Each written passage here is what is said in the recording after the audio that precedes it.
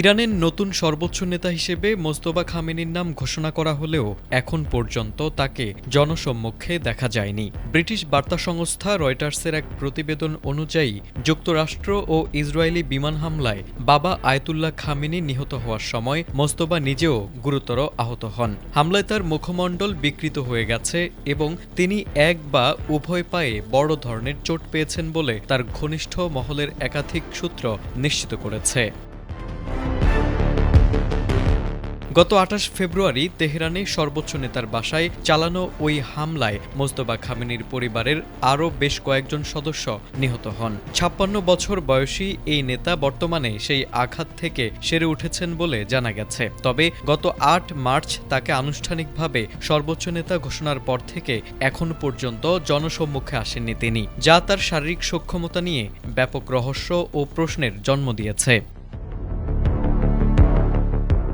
শারীরিক সীমাবদ্ধতা সত্ত্বেও মোস্তফা খামেনি বর্তমানে অডিও কনফারেন্সের মাধ্যমে ঊর্ধ্বতন কর্মকর্তাদের সঙ্গে উন্নত প্রযুক্তি এবং অভিজ্ঞ চিকিৎসক দলের নিরলস প্রচেষ্টায় আমরা আছি আপনার পাশে। ডেল্টা হাসপাতাল নিয়মিত বৈঠক করছেন। ইরানি সূত্রগুলো জানিয়েছে তিনি মানসিকভাবে সম্পূর্ণ সজাগ রয়েছেন এবং যুদ্ধ ও ওয়াশিংটনের সঙ্গে সম্ভাব্য আলোচনা সহ রাষ্ট্রের প্রধান নীতি নির্ধারণী বিষয়ে সরাসরি সিদ্ধান্ত দিচ্ছেন। তবে তার বর্তমান অবস্থান এবং আঘাতের মাত্রা নিয়ে ইরানের পক্ষ থেকে এখনও কোনো আনুষ্ঠানিক বক্তব্য পাওয়া যায়নি।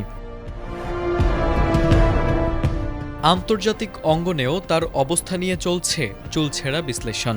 মার্কিন প্রতিরক্ষা মন্ত্রী পিট হেগসেথ দাবি করেছেন হামলায় খামেনির চেহারা সম্ভবত বিকৃত হয়ে গেছে। অন্যদিকে মার্কিন গোয়েন্দা তথ্যের সঙ্গে পরিচিত একটি সূত্র ইঙ্গিত দিয়েছে যে তিনি সম্ভবত একটি পা হারিয়েছেন। ইরানের জাতিসংঘ মিশন এ বিষয়ে কোনো মন্তব্য না করলেও দেশটির রাষ্ট্রীয় টেলিভিশনে তাকে যুদ্ধে গুরুতর আহত ব্যক্তি হিসেবে উল্লেখ করা হয়েছে। তবে মোস্তফা খামেনির ঘনিষ্ঠ সূত্রগুলো আশা প্রকাশ করেছে যে স্বাস্থ্য ও নিরাপত্তা পরিস্থিতি অনুকূলে থাকলে আগামী ১ বা ২ মাসের মধ্যে তার ছবি প্রকাশ করা হতে পারে। আপাতত রয়টার্স নিরপেক্ষভাবে এই তথ্যের সত্যতা যাচাই করতে না পারলেও বিশ্ব রাজনীতির নজর এখন তেহরানের এই রহস্যময় ক্ষমতার পালাবদলের দিকে। Desk report, ATN Bangla.